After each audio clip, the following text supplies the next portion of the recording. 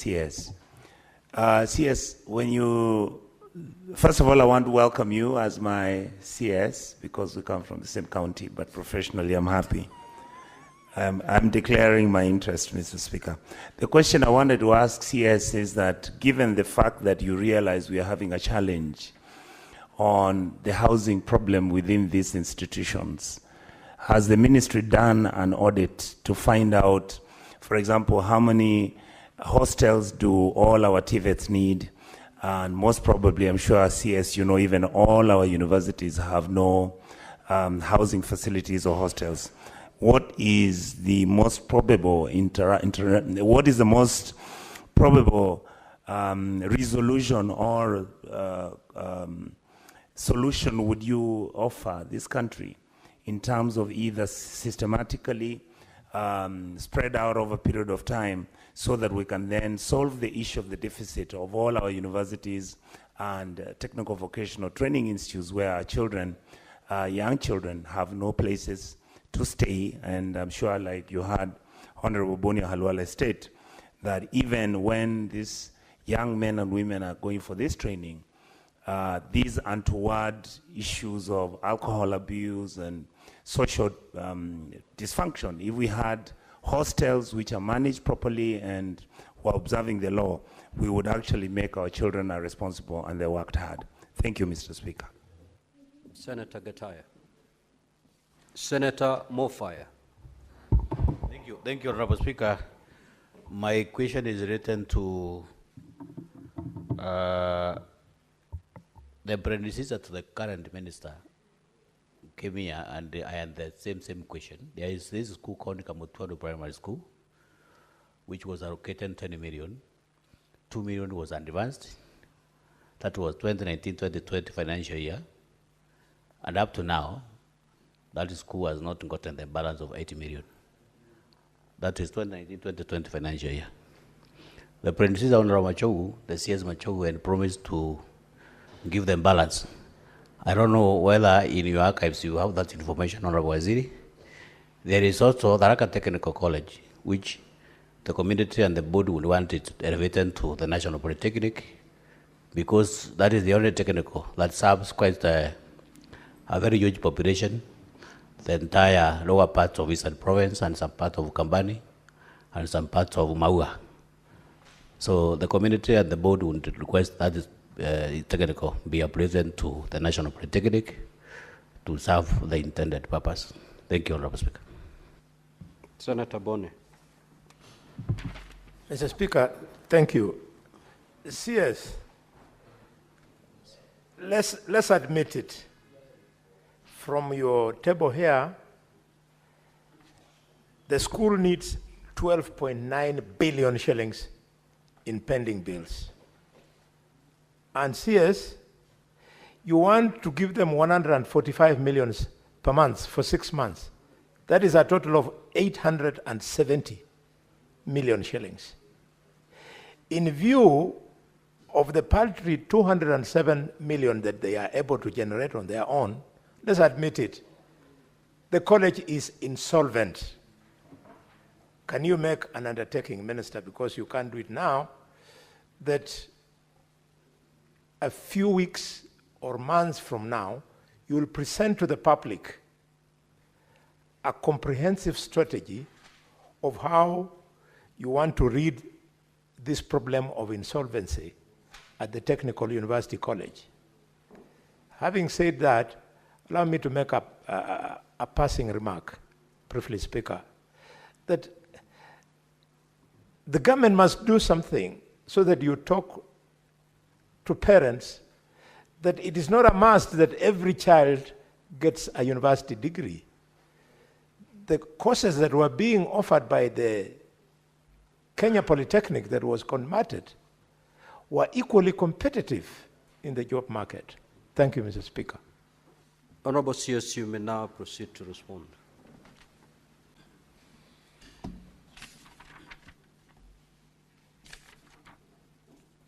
Thank you, Mr. Speaker.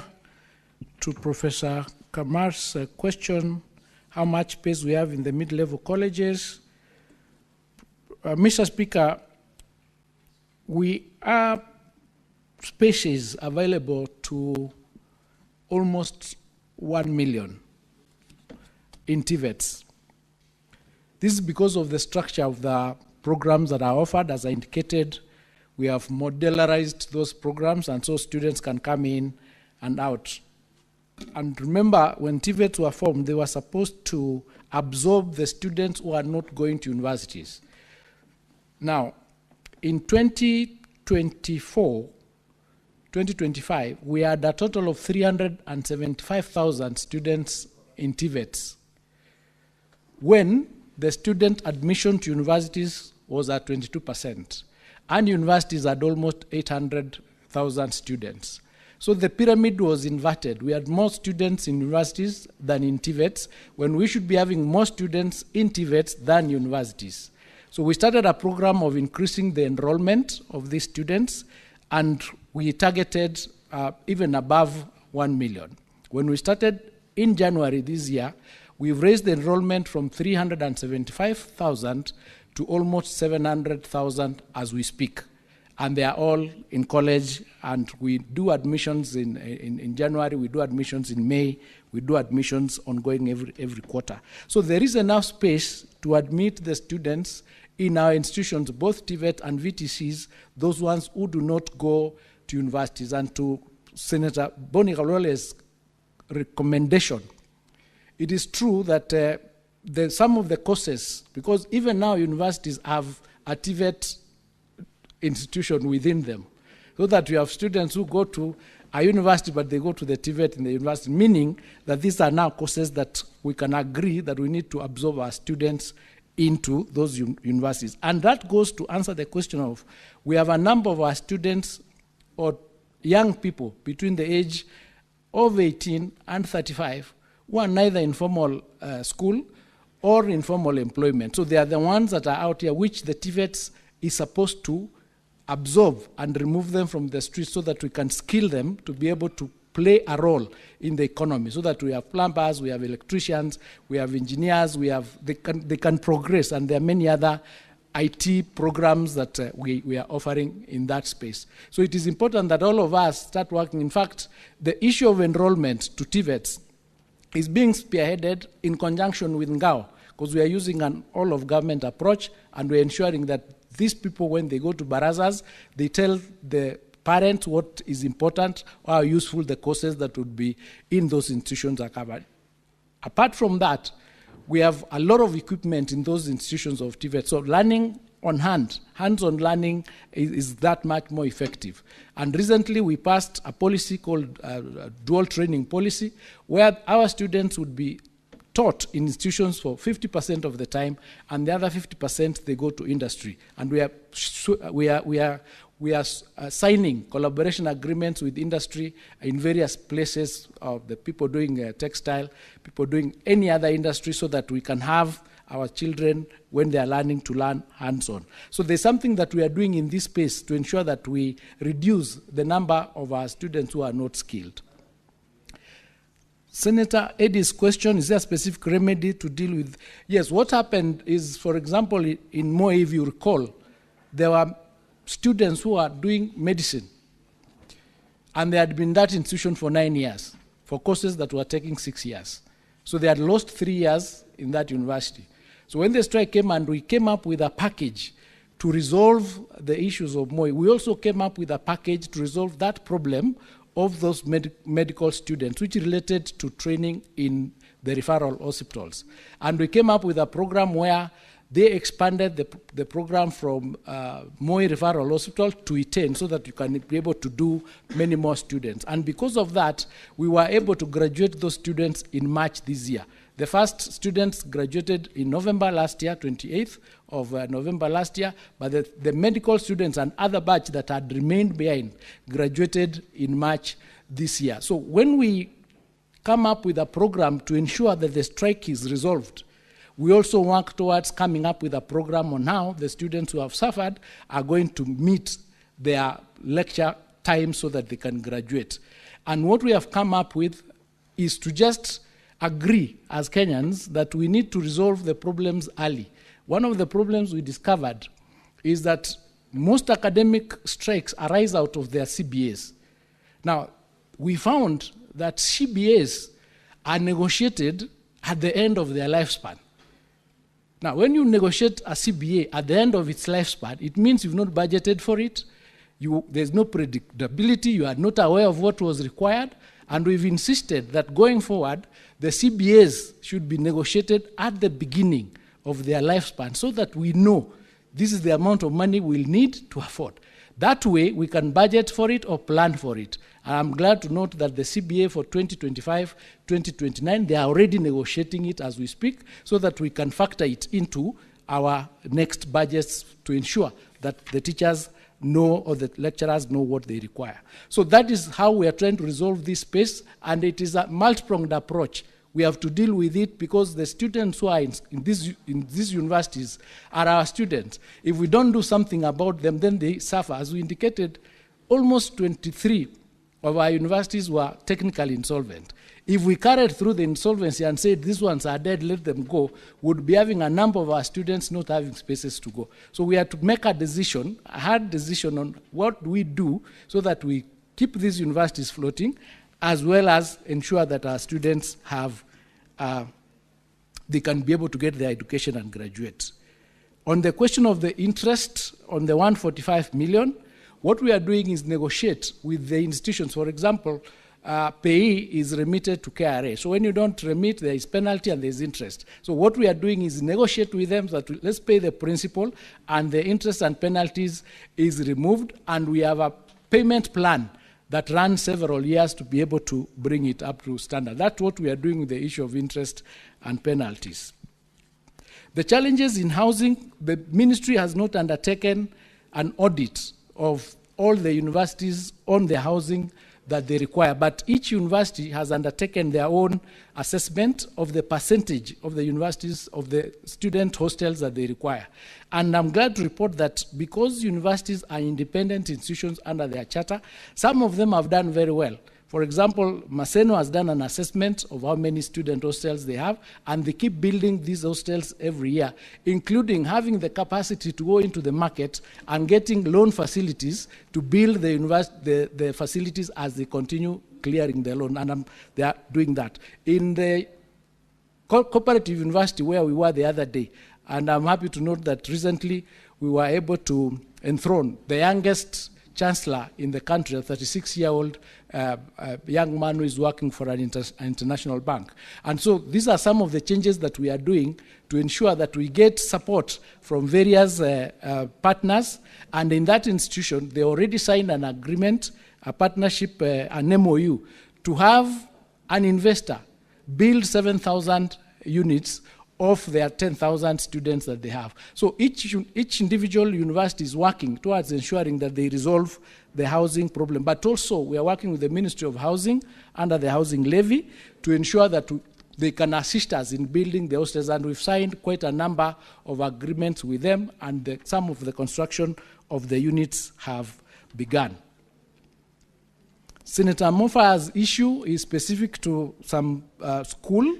I will check. Excuse me. I didn't get the name of the school. The name? Kaputwando. Araka constituency. That is Kadangachiri location.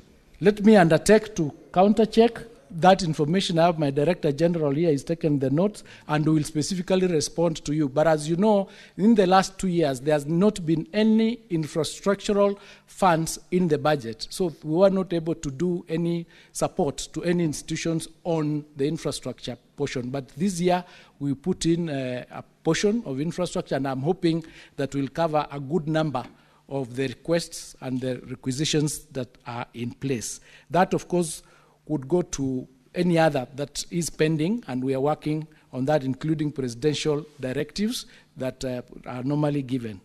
On the technical college, Mr. Speaker, there is a specific criteria that is used for us to be able to confirm that a particular TVET institution is ripe for upgrading to national.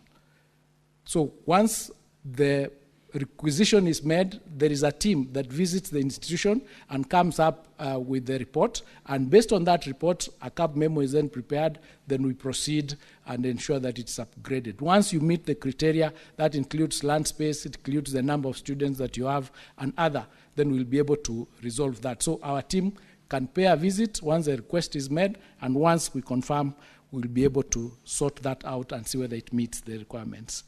On the 145 million to Senator Kalwale's question, the 145 million was support just to the salary, because TUK has only been paying net salary.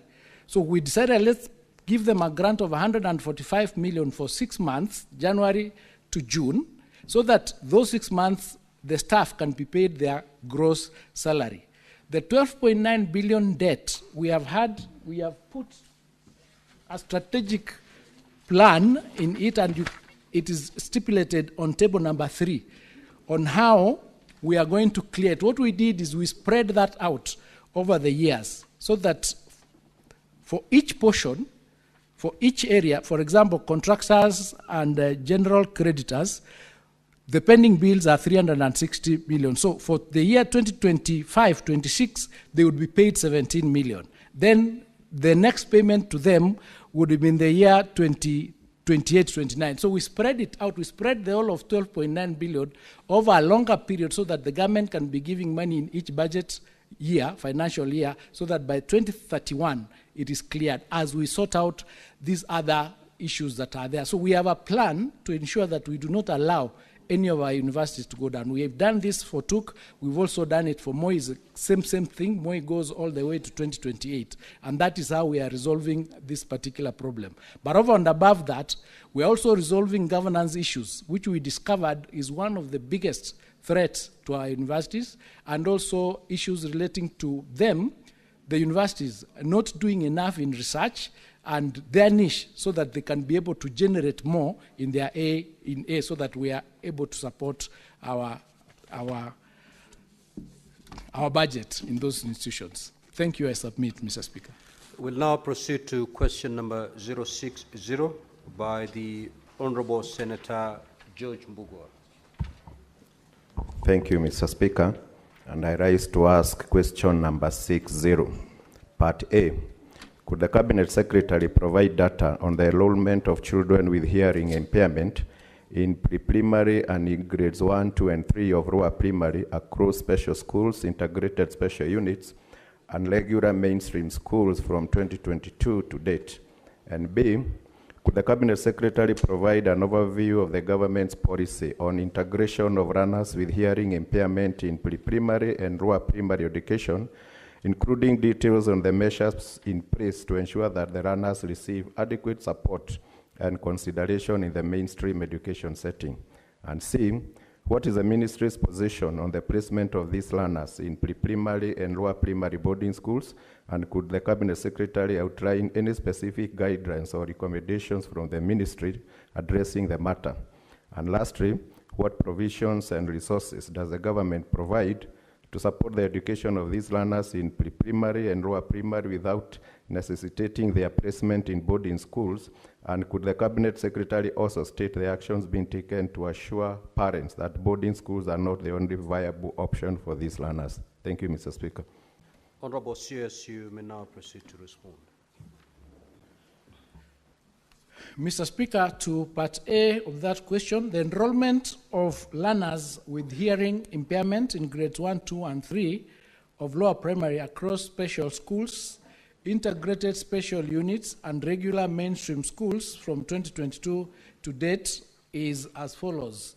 2022-2023, we had 13,099 students. 2023-2024, we had 19,199, and 24-25, we had 11,399. This is the data, Mr. Speaker, that is available on the National Education Management Information System.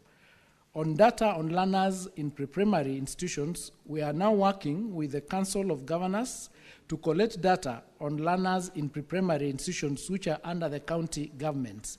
This data will then be populated on the National Education Management Information System.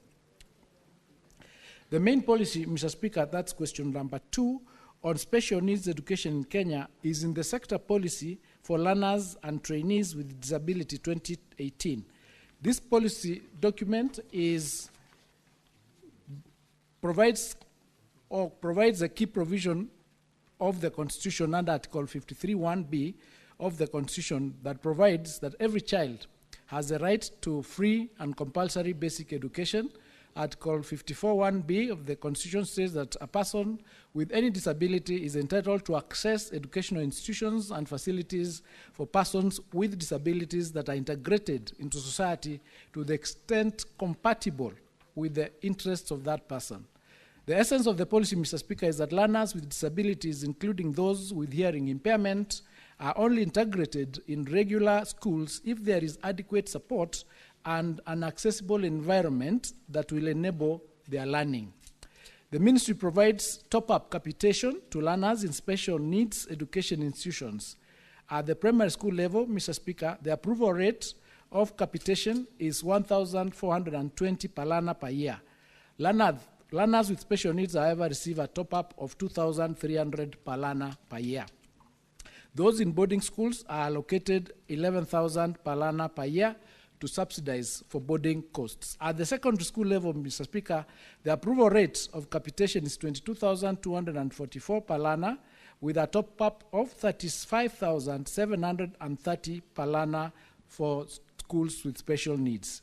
The top-up grants, Mr. Speaker, are meant to support the provision of specialized learning materials, assistive devices and technologies, and including personnel emoluments for non-teaching staff and food subsidy for the learners mainly in the special needs education boarding schools.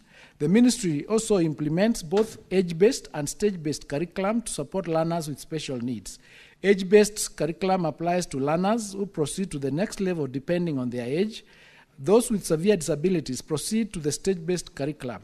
They only proceed to the next stage after they master certain skills and capacities. These stages are foundational, intermediate, and pre-vocational and vocational stages, Mr. Speaker. Question number 3. Mr. Speaker, the sector policy of learners and trainees with disabilities 2018 provides for disability inclusive education, meaning that a learner can be placed in any school of choice as long as the school has the requisite support system that will enable the learner to access education. Placement options available for learners include special schools, integrated schools, and regular schools with special units. For lower primary boarding schools, assessment of learners is done by education assessment and resource centers to determine the type of disability, after which placement is done accordingly. The assessment report, Mr. Speaker, informs the kind of intervention and support required by the learner. And lastly, Mr. Speaker, after assessment and placement of learners, the government provides the following to learners in primary schools. At the primary school level, the approval rate of capitation, as I indicated, is 1,420 with a top-up of 2,300. Boarding schools is 11,000. And after assessment and determination of the type of need, the SNE learner, the ministry, through Kenya Institute of Special Education, provides assistive devices like hearing aids, among others. I submit, Mr. Speaker. Senator Mbugo. Thank you, Mr. Speaker. On my supplementary question, CS, I would want you to tell this House what measures have been put in place to ensure inclusive infrastructure in this school. And 2, I would want you to explain to us why there is a substantial decline in enrollment from 2023 to 2024 and 2024 to 2025. Thank you. Honorable CS, you may proceed to respond. Thank you, Mr. Speaker. The ministry is working to ensure that under the competency-based education, enough infrastructure is provided for in the schools so that we can have the students with special needs integrated.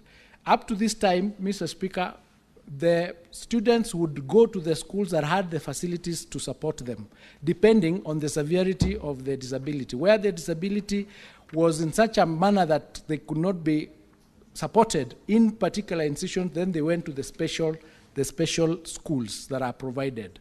So on the decline, Mr. Speaker, I have not done an audit to find out why there has been a decline in enrollment, and maybe I would, in 2022-2023, there was 13,099, 23-24 it was 19,000, then it came down 24-25 to 11,000. We'll need to check that and revert back to the honorable member, Mr. Speaker. Thank Senator Muma. Thank you, Honorable Speaker, for the opportunity to ask a question. Honorable CS, in your answer to C, you have indicated that a learner with disability may be placed in any school so long as the school has facilities to support them. In my view, that is the wrong notion. Actually, under the Convention on the Rights of Persons with Disability, which now forms part of the laws of Kenya, every school is supposed to be facilitated by government to integrate learners with disability, which means that a student within a particular region or locality should not be going far away to look for a school because the schools next to them do not have facilities that integrate disability. So my question is, what are we doing to ensure that we implement our obligations to persons with disabilities, to learners with disability, without making it optional? What you are suggesting is that we will make it optional. The school that has the facility is the one that the student will go to. What we need is that every school should actually have infrastructure that is integrated for disability to ensure learners with disability in that locality to access that education. Honorable CS.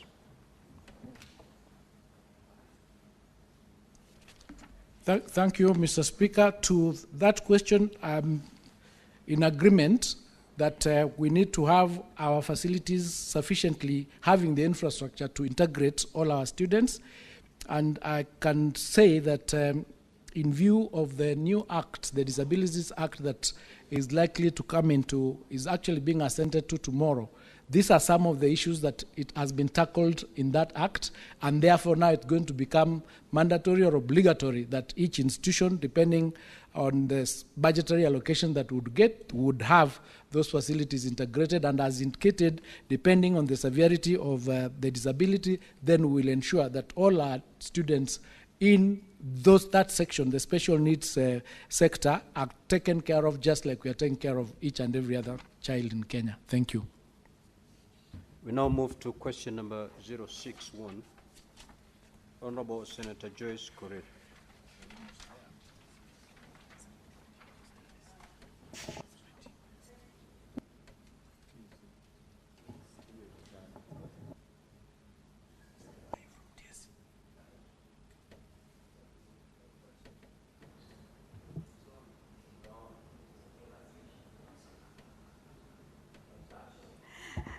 Thank you, Mr. Speaker, sir. Mr. Speaker, I stand to ask a question on behalf of Senator Joyce Correa, MP. Could the Cabinet Secretary provide data on the number of unemployed teachers who are yet to be observed by the Teacher Service Commission across all counties, categorized by their year of graduation, and indicate the current employment gap in each county?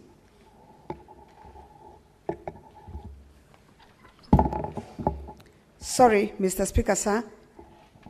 I think that was the answer. The question was, could the Cabinet Secretary provide data on the number of unemployed teachers who are yet to be observed by the Teacher Service Commission across all counties, categorized by their year of graduation, and indicate the current employment gap in each county?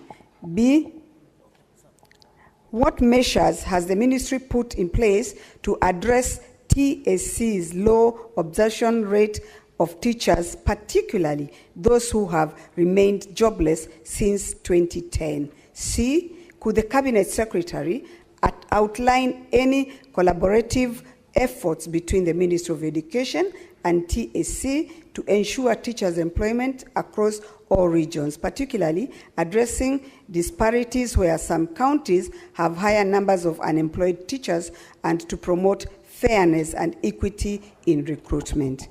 Thank you, Mr. Speaker, sir. Honourable CS, you may proceed to respond.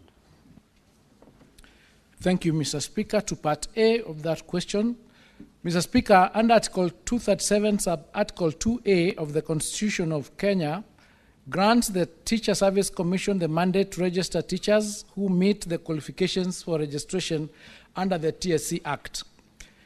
To execute the mandate, the TSC has established an online teacher registration portal to facilitate efficient, effective teacher registration. However, since the process of registration is voluntary, some of our graduates from the teacher training colleges and universities are yet to register. Mr. Speaker, an analysis of the teacher register indicates that there is a total of 485,000 registered teachers who are not employed by the Teacher Service Commission, as summarized in Table 4 that we provided. And they read, post-primary, there are 84,510,000 teachers. Primary is 124,061, and ECD has the largest number of 134,914, making a total of 343,485. The Commission has not obtained data of how many ECD teachers have been employed by the county governments and is in the process of ascertaining the data per county. The Commission has also indicated that it has not yet complied data of unemployed registered teachers per county. This information can be supplied once the data is compiled. Part 2 of that question, Mr. Speaker, recruitment of teachers across the country is premised, among other factors, the availability of funds and the existence of vacancies in authorized establishments. In a bid to address the low employment of qualified teachers in the public sector, the Commission has done the following. The Ministry and the Commission annually submit budgetary proposals and policy recommendations to the National Assembly's Departmental Committee on Education, advocating for adequate funding and legislative support to facilitate recruitment of teachers. The Commission identifies the shortage of teachers in each school and replaces the teachers who have exited service and ensure that these are replaced immediately to improve curriculum implementation. The Commission also engages unemployed teachers on an internship program targeting unemployed qualified teachers. This program is governed by the Teachers Internship Policy and Guidelines 2019 and is in line with the government policy to equip graduates with practical skills and competencies for the job. Under the internship program, it is aimed, among others, to promote development and job competencies with clear linkages between education, training, and practical work. Since the inception of the program in 2019, Mr. Speaker, the Commission has engaged 94,300 teachers interns, as shown in the table provided. There are 2020, 10,300, 21, 12,000, 22, 6,000, 23, 26,000, last year, 20,000, this year also 20,000, 94,300 in total. During teacher recruitment exercise, the Commission gives priority to teachers who graduated earlier, especially those who have remained unemployed for extended periods of time. This is done to promote fairness and to reduce long-term unemployment among teachers who have waited many years for absorption into service. Mr. Speaker, the Teacher Service Commission continually monitors staffing levels across all public learning institutions. In response to the evolving curricular demands, school enrollments, and regional disparities, from time to time, the Commission, pursuant to Article 237, formally advises the Ministry of Education on the prevailing shortage of teachers, in specific subjects and learning areas with a view to increasing the national supply of teachers and ensuring adequate, equitable staffing. In addition, Mr. Speaker, recruitment of teachers is based on the number of classes in the country, which are set by the Ministry of Education. Particular attention for the last 2 years has been given to junior school deployment under the new CBE framework, spearheaded by the Ministry of Education. It's based on this that the Commission recruits to ensure balanced staffing across the country. I submit.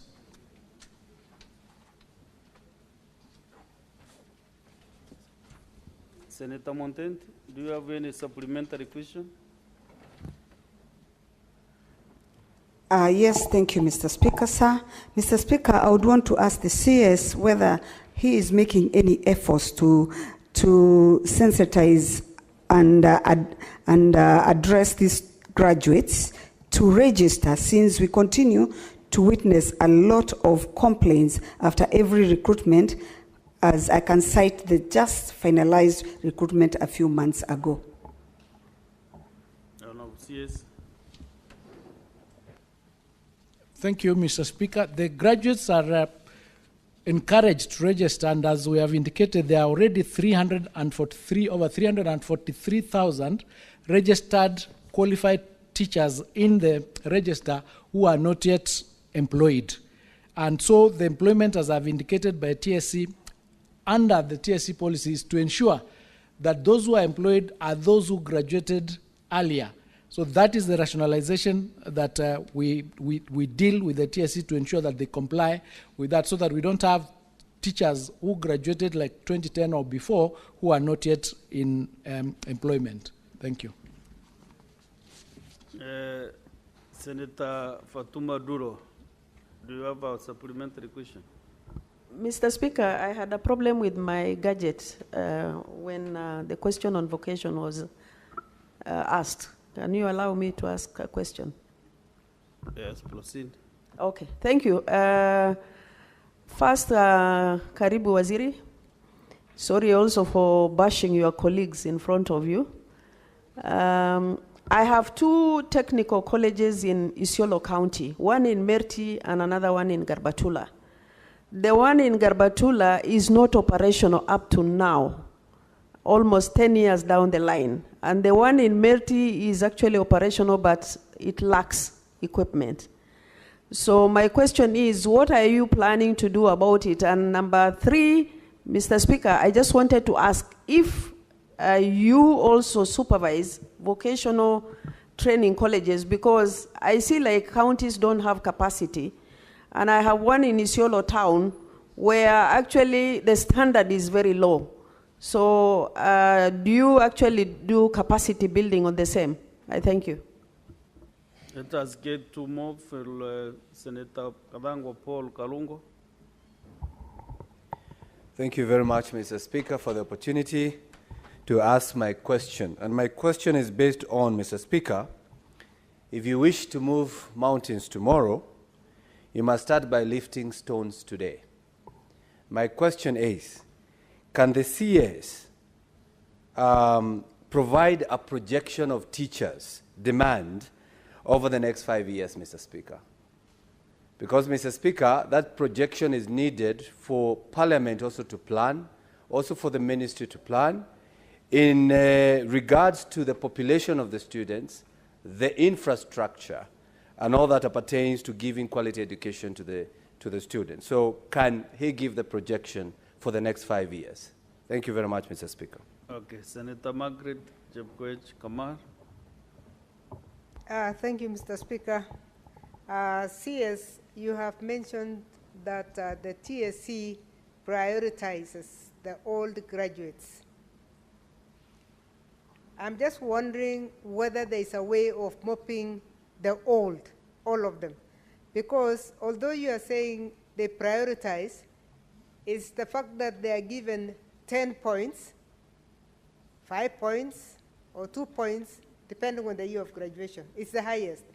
But there are so many other points that are given there are so many other parameters that are used, such that even if you are a graduate of 2010, and somebody gets more parameters on 2015, the one of 2015 simply passes and you are left. And this is the cry on the ground. The cry on the ground is that it is not a first-come, first-served employment system. So is there a way in which you can actually say anybody who has been there for 10 years is mobbed? Because they're all graduates, they have all graduated, whether they are P1s or graduate teachers. If you can mop the past, because right now there is a complete mix, and we do appreciate that there is a complex way of hiring teachers, but until we mop those who have done, they will continue to cry. And this question is coming out of really a cry from the ground, that there are people who graduated in 2010 and they are still out there, and out of the formulas that we have used, we have managed to get people of 2015, people of 2020 coming in, and there has to be a way of mopping all this so that we don't have a graduate who has been on the ground for more than 10 years. One cried to me and said, I am now 34 years old. Very soon, I will not be employable. And yet I have been on the ground since I graduated. And that one graduated when he was 23. So this is now 11 years, and they're out there. Is there a way in which you can mop all this? Thank you.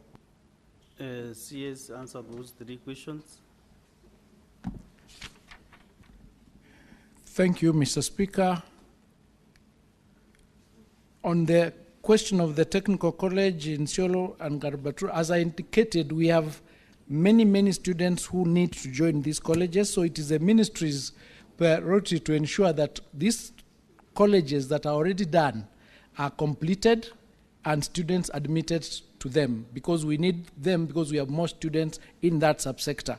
To that extent, we've actually made a requisition for resources to complete the institutions that are incomplete so that they can admit students, and to ensure that all the ones that are coming up, the 52 others that are remaining, are also done and completed to ensure that we can absorb these students. Our estimation is that if we have all these institutions operating, the TVET sector can absorb up to 2 million students, and that is our target in the next 2-3 years. That's what we are working toward. So we take that into account. We'll ensure that those colleges that are completed, including the one in Isiolo, are done, completed, and operationalized, including getting equipment.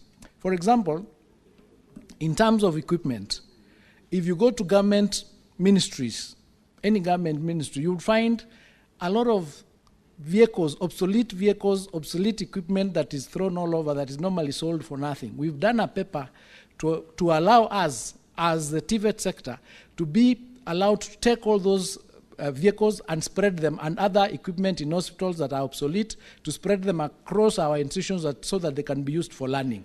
That way we'll be able to have equipment at an affordable cost in a number of our institutions. So we are trying to come up with programs to ensure that even as we are hiring or we are getting other equipment, what we have is also utilized. To the question of whether we supervise VTCs, yes, we do. In terms of policy and standardization of programs, that is done under the TVET department, and so they are supposed to be aligned. And that, I think I answered that question when I answered the very first question relating to what the TVETA and TVET CDAC does. The programs and policies are done by us. So if it's not being done, we'll ask our regional director for TVET to be able to ensure that he's hands-on in that area, to ensure that we keep to the standards. To Senator Karungo's question, we have not done a projection for 5 years, and that's a very welcome recommendation, and I've asked the TSC team that is here to undertake that exercise. It is better for planning. It helps us to predict. It helps us also to find out which subject areas do we need more teachers, so that we can plan our lives and our programs better. So it's a welcome suggestion, and we have taken it into account. Thank you, Senator Karungo. To Senator Kamar's question, it is true that they are supposed to take into account, prioritize those who graduated earlier. But up to date, that has not really worked, because wherever you go, you'd find somebody who tells you, I graduated 25 years ago and I have not been employed. What we are grappling with currently is to see whether we can come up with a policy where we are going to have an affirmative action, where we are, as you correctly suggest, we mop up the older ones who graduated and give them jobs, even without taking them through those particular many criteria, so that we are able to spread them, to spread whatever spaces that is available once or twice in the next 1 or 2 years, so that we can mop all of them out, so that we do not have this cry. So we are looking into working towards ensuring to come up with even an affirmative action to just support them, because we are having people retiring before they get employed, so, which is very, very frustrating. So thank you for the suggestion, Madam Kamar. I submit, Mr. Speaker. So, Honorable CS, is it that you are giving commitment that the next 1 year or 2 you'll be able to mop up that list of the undergraduates? It's a very sensitive matter that maybe the former CS education would like to know whether it is in your plan that you are committing to do that.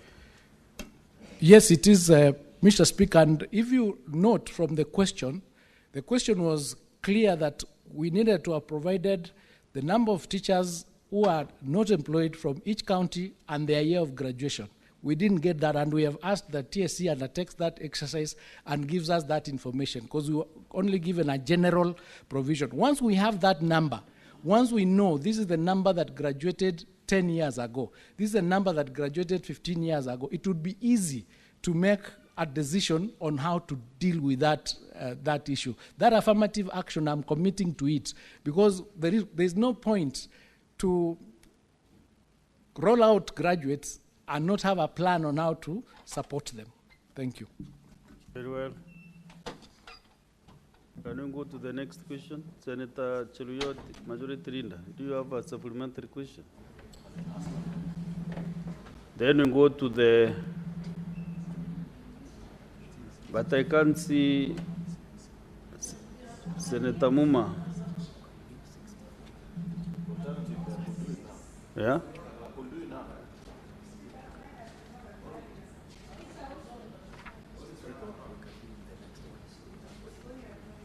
Can we ask those questions in the next 064?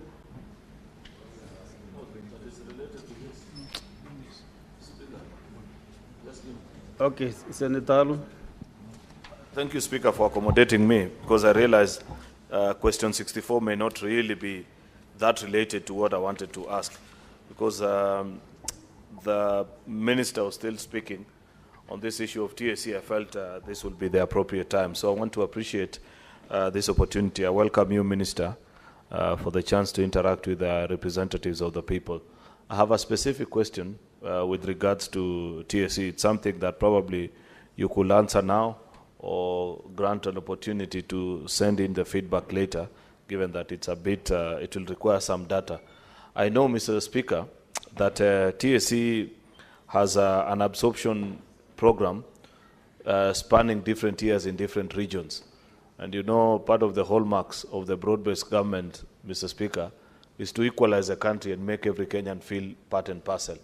I know that there are parts of this country, by advantage of proximity to power or one way or the other, they have teachers that have been absorbed, graduates up to as late as, I think, 2017 or 2018, while the other parts of the country where you find graduates even as late as 2010, 11, and things like that.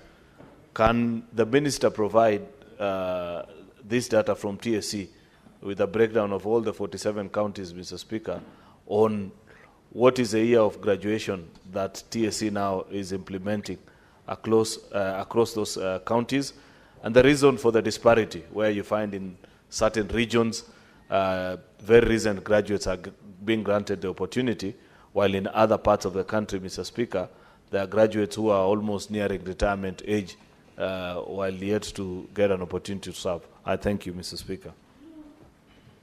Senator Mariam Sheikh Omar. Thank you, Mr. Speaker, for giving me this opportunity. Mr. Speaker, my question is to the Minister. What is the plan?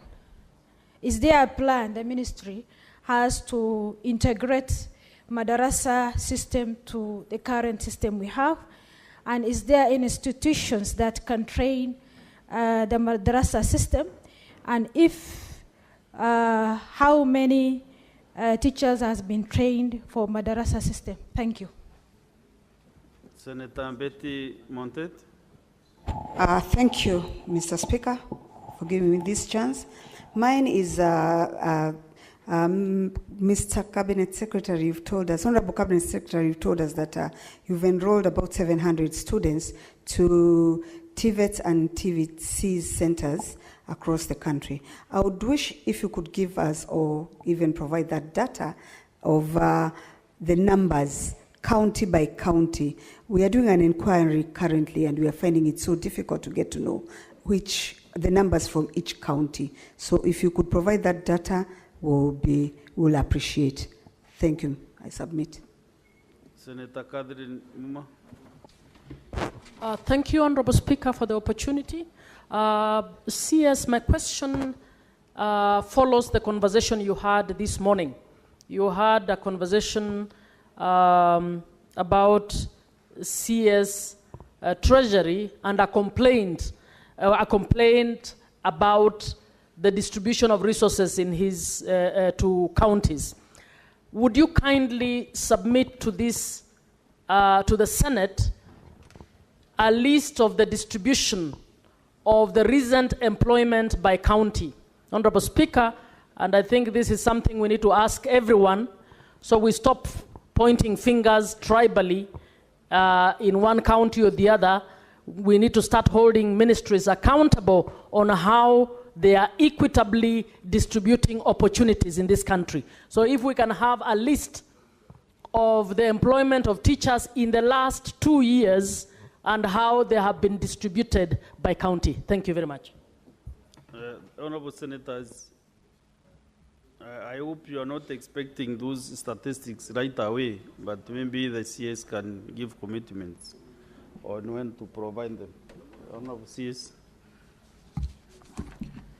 Mr. Speaker, I might not be able to provide the statistics, but let me say that the question by the Honorable Leader of Majority, Senator Cheriot, is actually the same question that was in the paper, where we were required to submit the teachers who are registered, who are not employed, when they graduated, which county they come from. And that information wasn't provided, but we've asked TSC to prepare that response, then we'll submit it to the House. Because, as I said, it will be able to inform us on what we need to do to correct the disparities and to ensure that there is fairness and equity in this employment process. So we'll be able to provide that answer. We've requested them to undertake that exercise.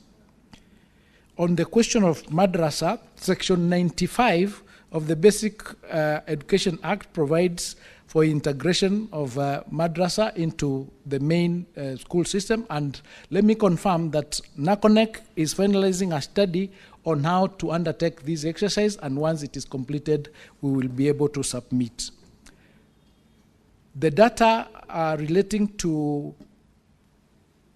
issues of employment per county, per area, and that information we do not have, but we are getting it, and we are working towards in future to ensure that this is information that is available, because we are working towards getting a new education management information system called KEMIS, which will be having all this information at the touch of a button, so that we know where we are at any one time.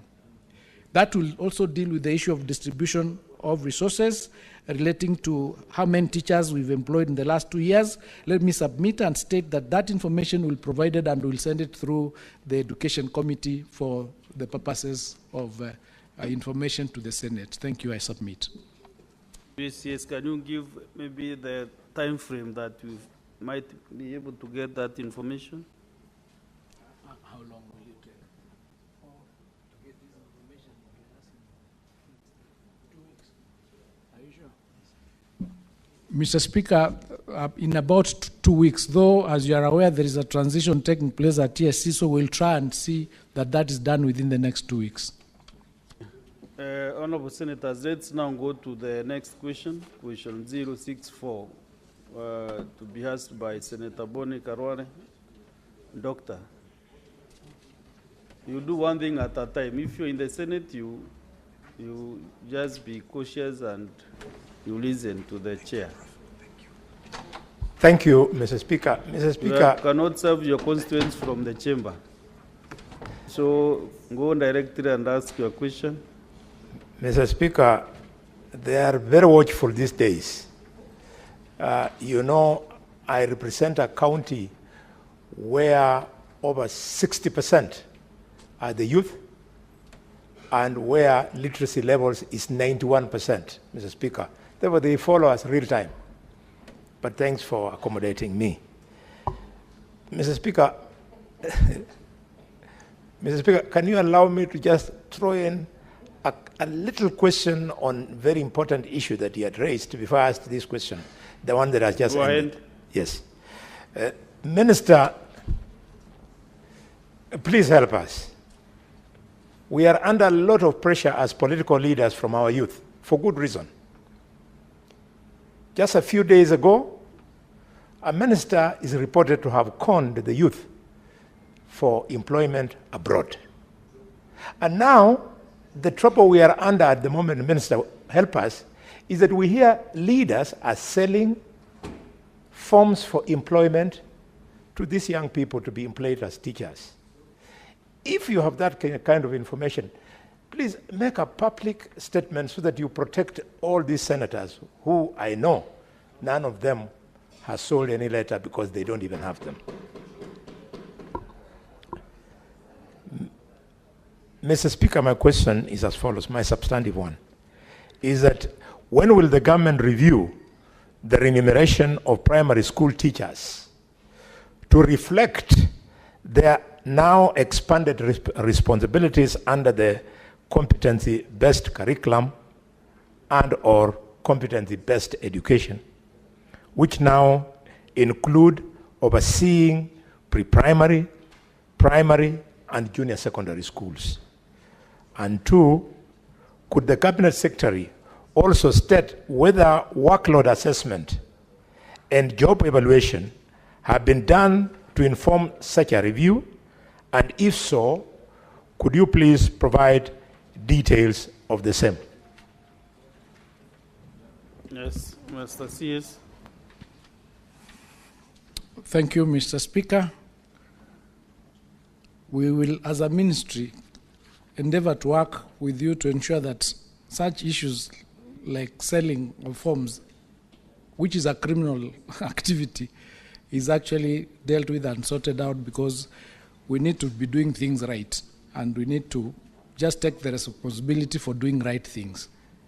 So we will work together and ensure that that is sorted out. That's why we are saying, if we get the right data from TSC, when the employment is being done, everybody would know that this is the number that is available, and the information is there on a portal on the touch of a button, and there are no dark spaces in various places where then you do not get the information that is required. And even the public would know exactly what is going on.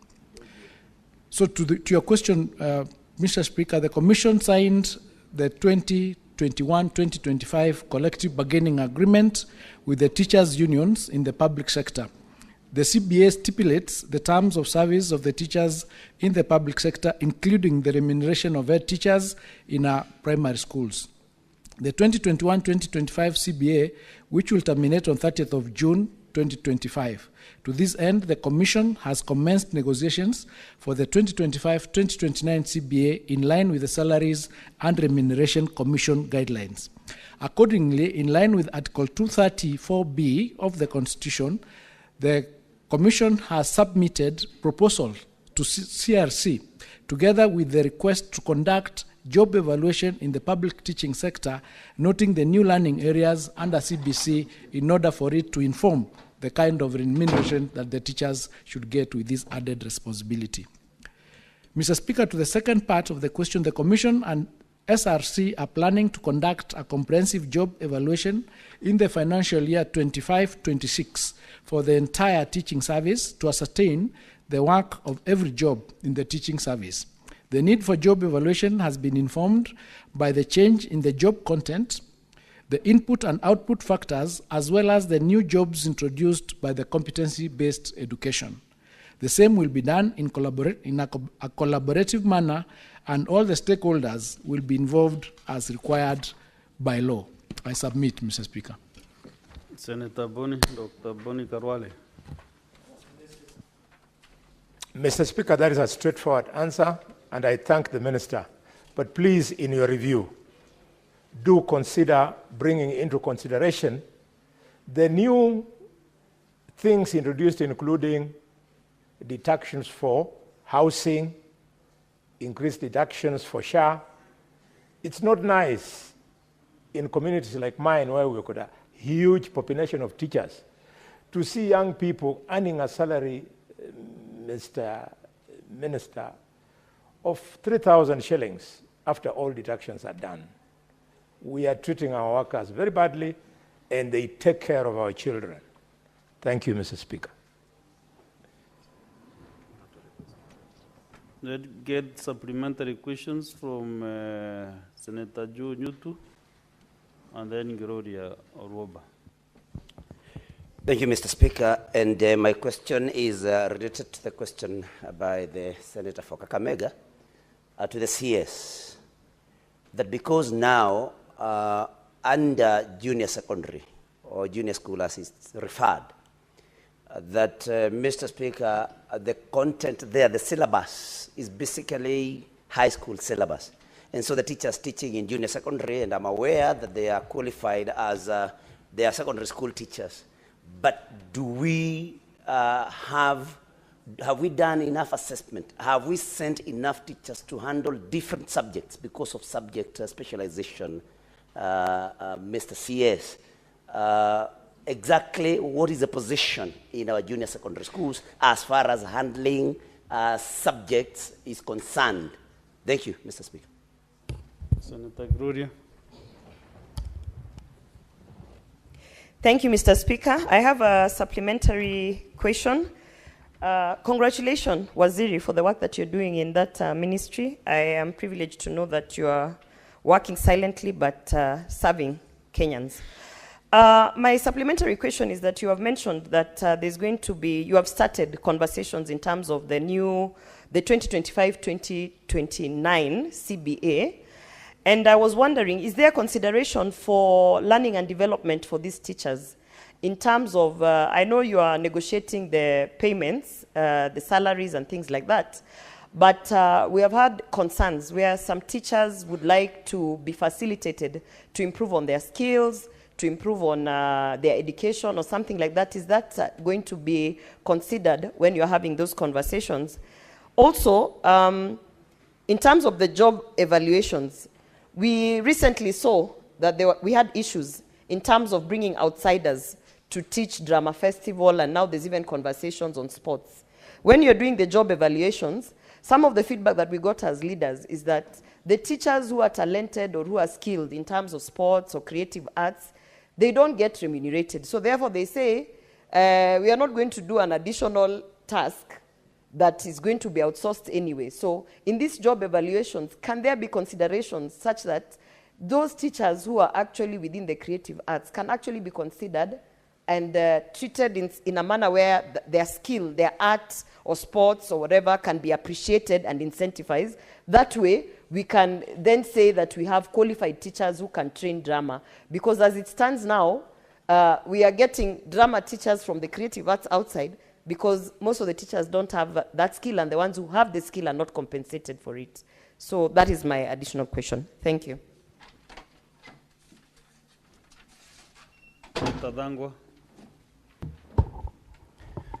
Mr. Speaker, we are in the month of May, which is the Mental Health Awareness Month, Mr. Speaker. And by mentioning that, I give my question to the CS. Because CBC brought about a lot of responsibilities, administrative responsibilities, to the teachers, and especially head teachers, who are from a different curriculum to this new curriculum. Has the ministry considered the impact of CBC on the mental health and well-being of primary school head teachers? And what is it doing to cater for their mental health? Thank you, Mr. Speaker. CS, respond to those 3 questions, then we move to the next question. Thank you, Mr. Speaker.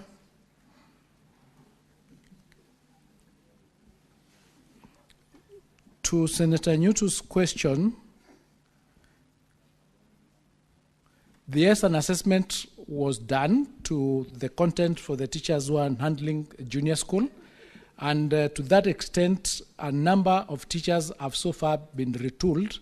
A total actually of 220,000 teachers have been retooled in the whole of the CBC program to ensure that they are brought up to the standard to handle the content that is provided for in JSC and the other areas. And they are subject specific. But we still have shortfalls, we still have gaps. That's why we did an internship of 20,000 this year. And in the budget, we provided resources now for another 20,000 next year. So there is something that is being done to ensure that there is a retooling so that the teachers have the content, have the capacity to take our students through the CBC program. To Senator Gloria's question, we now have, for example, 3 pathways, and the arts and sports is going to be mainstreamed. It is no longer going to be a co-curricular activity that is dealt with on the sidelines. And because it is mainstreamed, the resources then will follow that mainstreaming, including the training and capacity building of those teachers to ensure that they're up to standard and up to date with the curriculum and with the training for creative arts. And the reason is we need to avoid a situation where you have outsiders coming into the schools to train our students, because then you do not have control over them, because they do not subscribe to the what you could call the code of conduct of teachers. So if something happens, then you see you have no control over that, and that is being sorted out, including creating facilities that would be, now we're going to have in schools that are undertaking this particular pathway. We'll be having theaters, we'll be having studios. Those ones who are doing sports, we are working with the Ministry of Sports to ensure that in our schools we have enough sports facilities to do that particular subject, so that it's not something that people do not benefit from when they are working on it, and it will be part and parcel of the job evaluations. Under the CBC training on the question of mental health, TSC provides information on employed wellness, e.g. counseling services, and this has been enhanced with the enhanced responsibilities. And as I answered the previous question, once the job assessment is done, this would come part and parcel, including the areas of career training or career teaching of the students, will become part and parcel of our training of the teachers and various checks and balances on a regular basis in the institutions they are in. In fact, to date, the TSC has a unit that addresses medical issues of teachers, including other areas where teachers might be having challenges, including mental health and other areas that teachers suffer from. So I submit.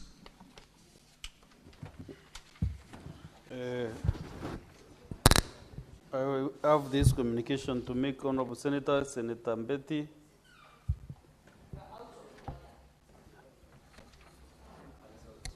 Honorable Senators, we have, I'd like to acknowledge the presence in the public gallery this afternoon of visiting teachers and the students from Kamwembe Secondary School in the Tharaka-Nithi County. The delegation comprises 4 teachers and 99 students who are in the Senate for a one-day academic exposition.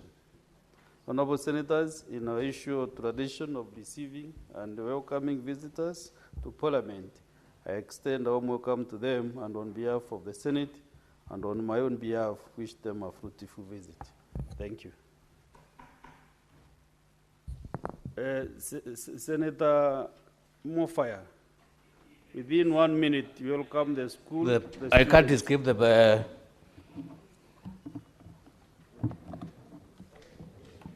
Thank you, Honorable Speaker. This is Kamwembe Secondary School. Kamwembe Secondary School is in Tharaka-Nithi County. Welcome to the Senate. It's one of the best upcoming schools in Tharaka-Nithi County.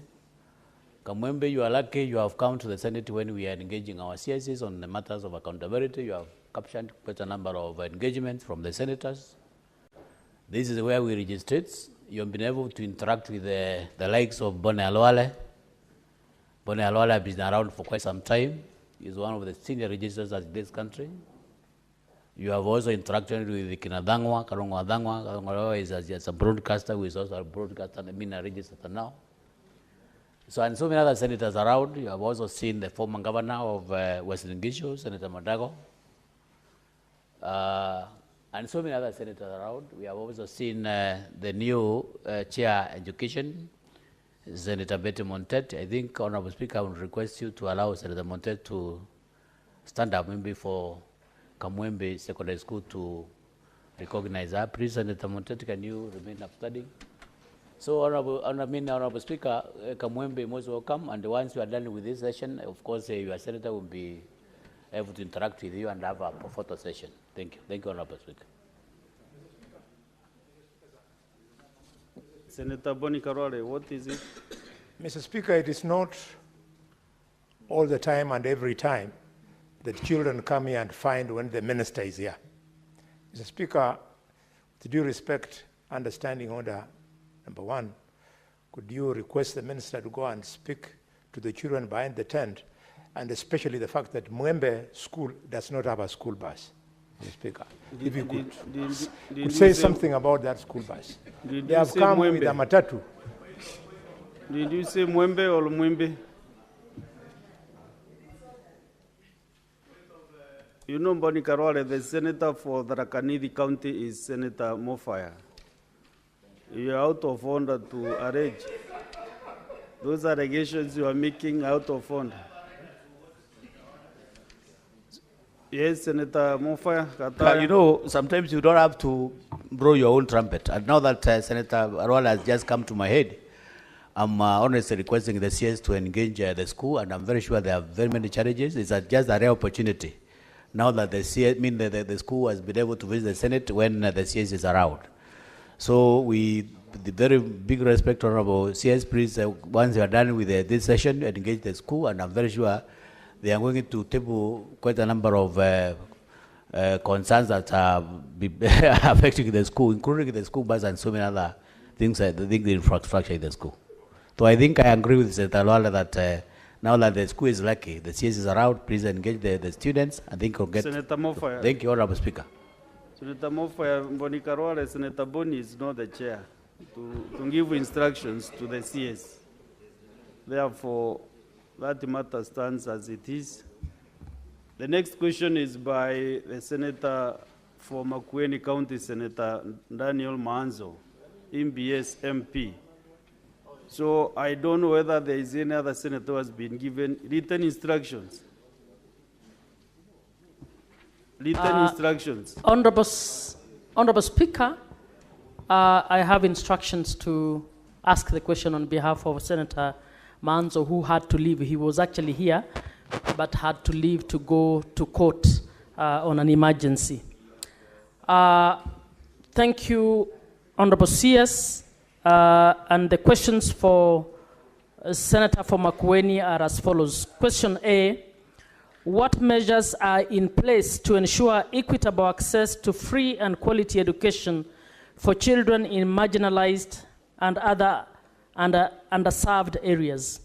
Question B, how is the government addressing the shortage of qualified teachers and supporting infrastructure development in schools in Makwiny County and in other underserved areas generally? And C, could the ministry consider implementing the school feeding program across Makwiny County, which is drought affected and food insecure, to improve school attendance and address undernutrition among children in the county?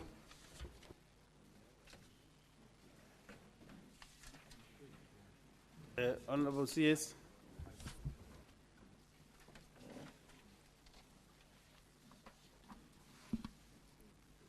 Mr. Speaker, to part 1 of that question, Mr. Speaker, the ministry implements various measures to foster equitable access to free and quality education for children in marginalized areas and other underserved places. These measures are underpinned under Article 53 of the Constitution, which entitles every child to free and compulsory basic education. The measures that are in place include the following. One, there is a school meals program that we implement.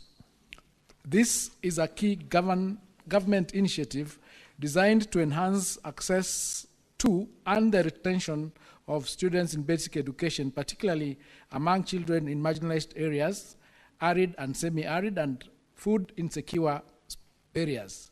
Some areas within Makwiny County benefit from this program, and the ministry has adopted a progressive targeting strategy to facilitate the expansion of the initiative to other undeserved areas. We are now working to integrate clean cooking solutions into the school-based interventions as part of the broader efforts to promote environmentally sustainable and climate-friendly practices within learning institutions. Mr. Speaker, we also implement the low-cost boarding schools and mobile schools program. The low-cost boarding schools are a strategic intervention that targets a particular catchment of learners in environments that may inhibit school attendance, retention, completion, and transition. The intervention assists the hard-to-reach and marginalized learners in ASAL and vulnerable areas in the country. These are learners who, due to various circumstances, including retrogressive cultural practices like female genital mutilation, forced early marriages, and nomadic lifestyle, are unable to attend to classes regularly and consistently. In order to ensure attendance and retention in school, in view of these challenges, the government supports their stay in low-cost boarding schools by paying subsidies to support the non-teaching staff in the boarding wing and learners' upkeep in the schools. Mr. Speaker, the schools are not expected to charge learners boarding fees. Government grants support learners' upkeep and subsidizes salaries of workers attached to boarding sections in the schools. The program started in 2016, and for the last 5 years, the program has been receiving an annual allocation of 400 million Kenya shillings despite the growth in enrollment. Currently, there are 486 public low-cost primary schools serving a total population of 144,845 learners. Mr. Speaker, learners who have been enrolled in school are saved from retrogressive practices like child labor, cattle rustling, and early marriages. This ultimately translates into improved transition and retention rates across the levels of basic education. The schools also serve as rescue centers for some of the learners who are kept in school and protected from the surrounding risks such as insecurity and retrogressive cultural practices. Madam Speaker, the primary challenge, honorable members, is the limited funding. As indicated above, the budgetary allocation has remained only 400 million over the last 5 years, even as the enrollment continues to grow. In the same vein, there is demand for expansion of the program to other regions such as urban informal settlements where children are vulnerable to child labor, early marriages, and insecurity. This will require an increase in the budgetary allocation. Program number 3 is out-of-school children advocacy campaigns. The Operation Come to School is a program that targets out-of-school children, including orphans, children with disabilities, married girls, street-involved children, and those in ASAL and underdeserved areas. Key barriers to their education include inadequate teaching staff and facilities, limited support for learners with disabilities, poor sanitation, and recognized alternative learning systems, child labor, food insecurity, gender insecurity, and limited use of ICT in education. Question number 2, Mr. Speaker. The government, through a multi-agency approach, is addressing the shortage of qualified teachers and supporting infrastructure development in Makwiny County and other undeserved areas across the country. As at the time of this response, Madam Speaker, the overall national teacher shortage stands at 98,461 teachers. To address this, the Commission has been undertaking the following interventions. 1, recruitment of additional teachers. The Teacher Service Commission annually seeks budgetary allocations to recruit teachers in response to the national staffing gaps. In the current financial year, a total of 1,429 teachers have been recruited on permanent and pensionable terms and deployed to schools across Makwiny County. Engagement of interns. To further mitigate the teacher shortage, the Commission has continued to engage teacher interns. In 2024-25 financial year, 691 teacher interns have been posted to schools in Makwiny. Replacement. To maintain teacher staffing levels, teachers who exit the service through retirement, resignation, or other reasons are replaced to maintain teachers' establishment. In Makwiny County, 348 such replacements have been undertaken this year. We've provided a table making the total of those additional teachers, teacher interns, and the replacements a total of now 2,468. The strategies outlined above are consistently being applied in our undeserved regions across the country, including arid and semi-arid lands and remote areas. These include targeted recruitments based on staffing gaps, replacement of exited teachers, and annual deployment of the teacher interns. Part 3 of that question, Madam Speaker, the school meals program plays a critical role in enhancing enrollment, attendance, retention, and learning outcomes, particularly in drought-affected and food-insecure counties such as Makwiny. The request to expand the program across the entire Makwiny County is both valid and aligned with our national priorities in child welfare, education, access, and food security. Parts of Makwiny County are among the areas benefiting from the program, with selected schools already covered. It's imperative to note that the expansion of the program requires additional resources. Currently, we face physical constraints that have limited our ability to expand the program. However, we are actively engaging the National Treasury and development partners to mobilize additional funding that will help us expand into other areas that require the intervention. I submit, Mr. Speaker. Thank you, Honorable CS. We will now move on to maybe the next question is Senator Joe Nyoto. Honorable Speaker, I think I need to ask the supplementary questions before you open it up. Oh, you had not asked the supplementary questions? Not yet. Oh, okay. Then I think, do you want to ask both right now or you want to ask one now? I want to ask right now. Okay, you can proceed, Senator Kathy. Senator Joe. Thank you, Madam Speaker. Honorable CS, I have two supplementary questions. The first one is, why have you reclassified Makwiny County as a non-hardship area for teachers? And secondly, Honorable Speaker,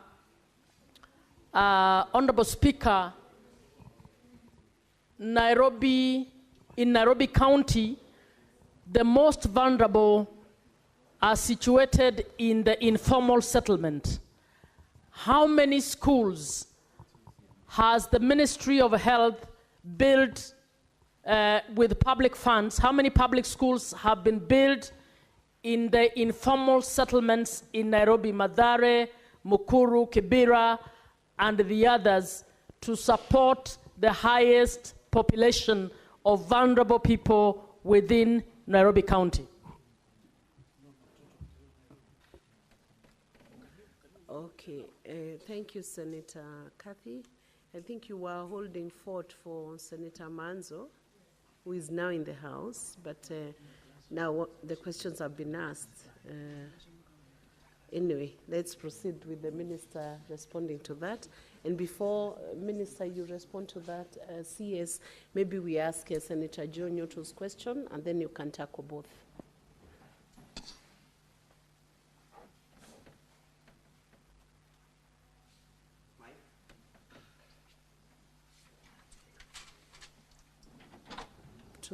Thank you, Madam Speaker. My question to the CS is related to question number B of Senator Manzo's questions. Madam Speaker, in junior secondary school.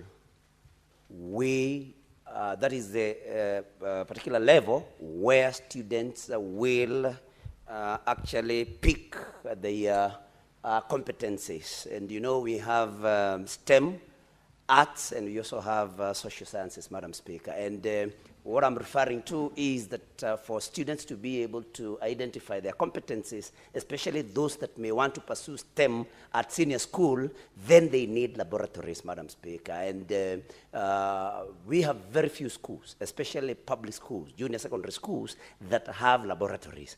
Exactly what is the plan of the ministry to see to it that at least every junior secondary school has a functional laboratory in order for those that may have a competence in STEM to be able to be exposed to the same. So it's about labs, Madam Speaker. Thank you very much.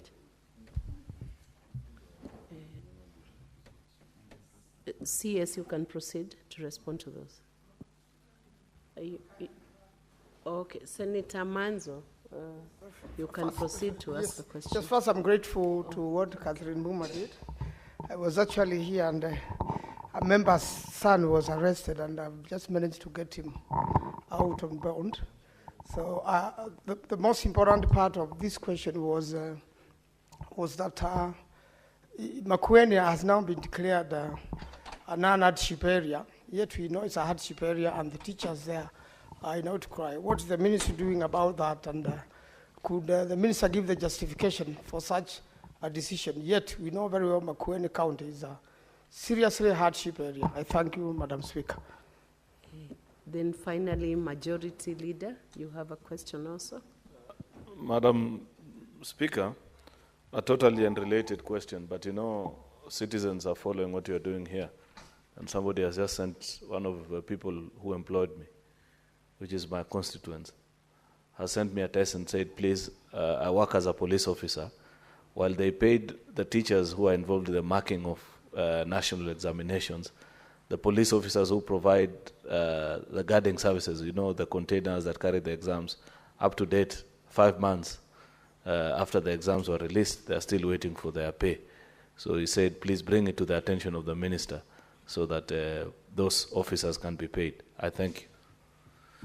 Thank you, Majority Leader. I think, CS, you can now tackle those questions. Thank you, Madam Speaker. On the question of reclassification of Makwiny as a non-hardship area, this is, I think, a general problem in the whole of government, because we found in certain areas you'd found one part of government classifying it as hardship, then the other part does not recognize it as hardship. So you'd have two officers, maybe a teacher and a civil servant in the same area being classified differently. So we've made a recommendation that an audit be done, and we have an actual gazettement of all the hardship areas so that it is harmonized. So with respect to the reclassification, I don't have clear information as to how this has happened. I'm hearing it here for the first time, and I undertake to find out what is the basis of that reclassification. But as far as our programs in the ministry are concerned, CS, can you confirm within which period you will bring back that response on the reclassification? You are undertaking the period. 2 weeks, Madam Speaker. That's okay. With respect to our ministry, with respect to the school feeding program, we have a program where we are supposed to work towards reaching 10 million children. We are currently supporting 2.6 million, which is far below the children who actually require that support. So we'll be working continuously to reach that number, and that number was the target for 2030. So we are looking forward to get resources from both the government and our partners to ensure that children in the ASAL areas who deserve to get this program, and those in the urban informal areas who require this support, so that we retain them in school for one reason, to retain them in school as required under the Constitution. We look for resources to ensure that we reach that number. In the question to Senator Nyutu on the number of laboratories, this year in the budget we provided for a budget to construct a further 1,600 laboratories. We are also working with our SEPU, the school equipment unit, to provide mobile laboratories, and also working with other institutions, because we realize that some of the JS schools are adjacent to secondary schools, so they join together and use those facilities so that they are not completely left out. So as a government, we are working progressively to ensure that each and every school has a lab. We're also working with the CDF to convert some of those classrooms that have been done into labs for these students and provide the much required lab equipment so that they are not completely left out. We are aware of it and we are doing something about it. I've answered the hardship area, the issue that will respond in 2 weeks and give that reason. On the issue of non-payment of police officers who assisted us in the examination, I am aware that there was a challenge with the budget, and we've requested for some resources under supplementary 3, and we'll be going to sort out the police officers once that exchequer is released. Thank you, Madam Speaker. Senator Kadhi's supplementary question has not been responded to. The schools in slum areas. Oh, yes, sorry, yes, true. The question of how many schools that have been built, public schools in informal settlements in Nairobi. I have asked the DG to give us that report within 2 weeks. I do not have the actual data, so we'll also provide it through the Education Committee, the actual number. What timelines do you need for that response? Or, Senator, do you want to bring a substantive question?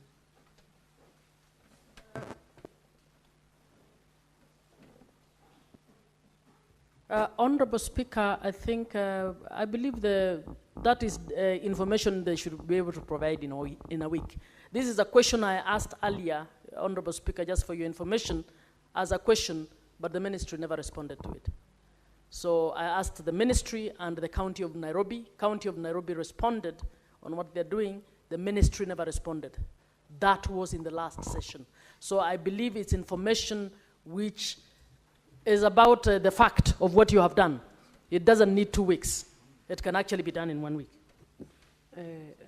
Honorable CS, in view of the fact that the question has been asked again, we will allow you between the 7 days to 14 days, but if you can endeavor to provide that information within 7 days, that will be good, but you will have up to 14 days to bring the response to the facts. I believe those are existing facts. You might not need to do much to get those facts. They should be existing in the ministry. Well guided, Madam Speaker. Honorable CS, is there anything else you would wish to clarify? You can give your closing remarks as we wind up that session. Just to thank Madam Speaker and the honorable members for the opportunity to respond to the issues that are facing the ministry, and just to, really thank the members of this Senate and the members of Parliament for the support that they are giving the ministry in handling and sorting out the number of issues and challenges in the education sector. And I believe that working together, we will be able to resolve a number of issues that we are facing, and taking into account also the recommendations and suggestions that you've given to us. We'll endeavor to ensure that we put them into practice in order to resolve the issues, and because generally all of us are working for Kenya. So thank you so much for the opportunity to be here. And to the students from this school in Tharaka Nithi, let me welcome you to Nairobi, and I'll be passing by to see you. I'm sure that having followed these particular proceedings, some of them might be ending up unseating some of the senators around here. But thank you so much, and God bless all of you. Thank you, Honorable CS, for the responses you have given to the House. It is quite clear that education is one very critical pillar, which honorable senators are very interested in, and I believe even the Kenyans. So thank you for the insights you have offered as you answered those questions. Now you are free and you are discharged. Thank you. Next order.